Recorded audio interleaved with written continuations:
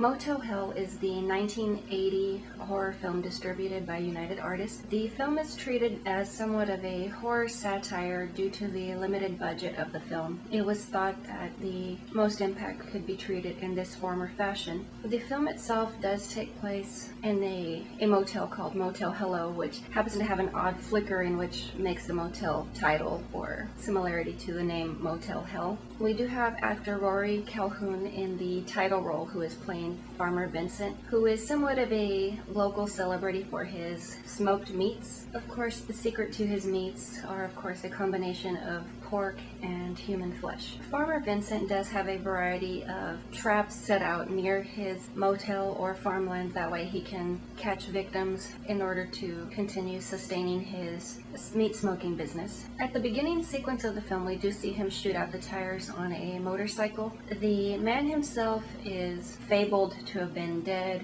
and buried in the local cemetery, whereas the woman Terry, Farmer Vincent, seems to have taken somewhat of a liking to, so he has taken her home to help her recuperate as he has taken a fancy to the precious little flower. Vincent's sister Ida is of course jealous of his attraction to this female, and throughout the film does make some poor attempts at trying to eliminate her. We also have the combination of Bruce, who is the local sheriff and also happens to be Vincent's younger brother, who has also taken an interest in the young lady and has attempted to woo her, and rather poorly at that. So upon finding out that Vincent is going to be marrying Terry, he sets out to dissuade her from the decision, as well as finally doing some nosing about, which he should have done a long time ago, and finds out that the motorcycle incident actually was no accident.